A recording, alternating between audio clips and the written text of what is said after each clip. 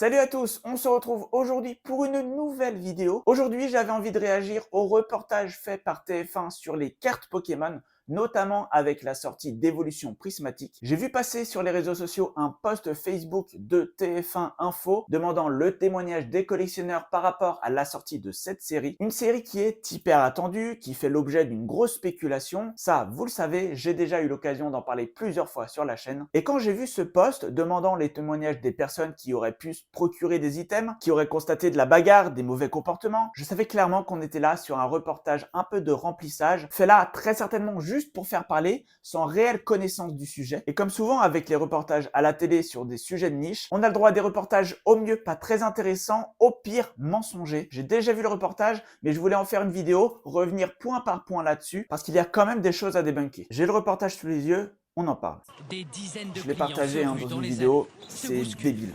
Pour des cartes Pokémon, une nouvelle série vient de sortir.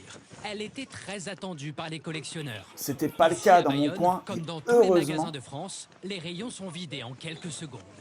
Et ça, L'objectif de c'est, ces vous acheteurs, savez la mon revente avis sur là-dessus. Internet. Les C'est paquets débile. se retrouvent C'est presque affreux. instantanément proposés à des prix jusqu'à 5 fois leur valeur de base.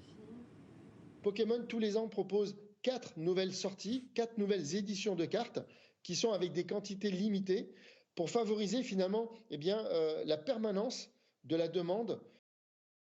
Alors, globalement, peut-être que Pokémon Company organise cette rareté. Par contre, ils ont absolument aucun intérêt sur le marché de la seconde main et de la spéculation. Il y a beaucoup plus d'intérêt de vendre par palette des quantités astronomiques, de satisfaire tout le monde. Là où surtout ils freinent, c'est sur le taux de drop. Le taux de drop qui est vraiment dégueulasse sur la dernière série. C'est là vraiment où ils organisent la rareté. Mais évidemment que s'ils pourraient vendre encore plus, ils le feraient. Ça reste une entreprise capitaliste et on le voit bien avec les derniers posts sur les réseaux sociaux.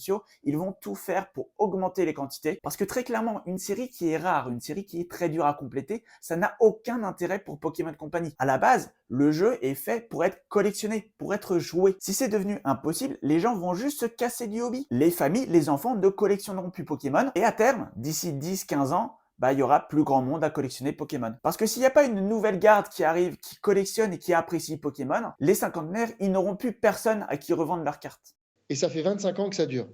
Une folie Pokémon qui va parfois très loin. Ce gérant d'une boutique spécialisée s'est fait cambrioler il y a quelques jours. Ils ont enfoncé la porte par l'extérieur, donc au pied de biche. Pour le coup. Montant du préjudice, plus de 5 000 euros. Donc ils ont dérobé toute une étagère sur laquelle en fait il y avait beaucoup de coffrets Pokémon. Donc c'est les mêmes coffrets que vous retrouvez dans les magasins. Pour se prémunir, les magasins sont obligés de renforcer leur sécurité. Les jours de grande sortie, les ventes sont limitées à un paquet par personne, stocké à l'abri. Voilà ce qu'il fallait faire, Carrefour. Tout derrière la caisse, en fait, et donner au compte-gouttes pour essayer de contenter un maximum de clients. Les chanceux espèrent tirer une carte très rare. J'aimerais bien une Master Ball, franchement. Certaines peuvent atteindre des sommes stratosphériques, comme celle-ci, achetée pour près de 5 millions d'euros.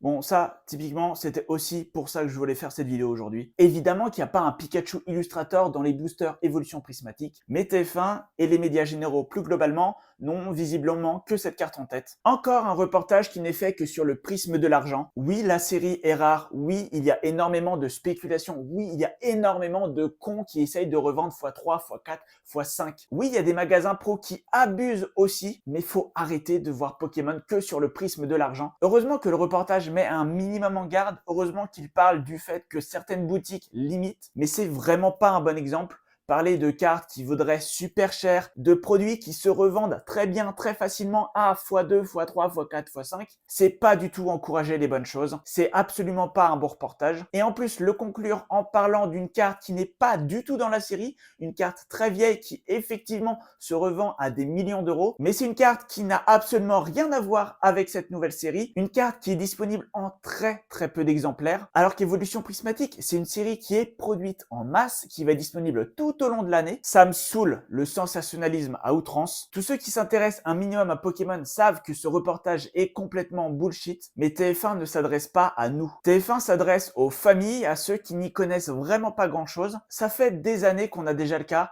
des familles qui revendent des cartes à des prix mirobolants, parce qu'ils ont vu dans un reportage qu'une carte valait 100 000 euros. Alors donc ça expliquerait pourquoi leur carte holographique vaudrait 10 euros. Ou même des gens qui vont vendre des fausses cartes à prix d'or, parfois sans en avoir connaissance, mais on constate quand même une recrudescence des annonces proxy, fan art, qui sont juste là pour arnaquer les non-initiés. Le reportage de TF1 est donc mauvais. Oui, il montre la situation à ceux qui n'en auraient pas forcément connaissance, mais c'est une situation tronquée, aggravée, et vous l'avez constaté, à part Vegastor qui est là pour parler de son cambriolage, il n'y a eu finalement aucun témoignage, soit parce que les témoignages qu'ils auraient reçus de passionnés qui déplorent la situation actuelle ne leur auraient pas du coup vraiment satisfait, ou alors c'est parce que c'est juste un reportage fait à la va-vite, pour remplir une case dans le JT, et que finalement, ce qui primait, c'était la rapidité plutôt que la pertinence. Voilà, cette vidéo touche à sa fin, j'espère qu'elle vous aura plu. Si c'est le cas, comme d'habitude, n'hésitez pas à mettre un like, à me dire aussi ce que vous en pensez dans les commentaires. On se retrouve pour des vidéos bien plus pertinentes très prochainement. En attendant,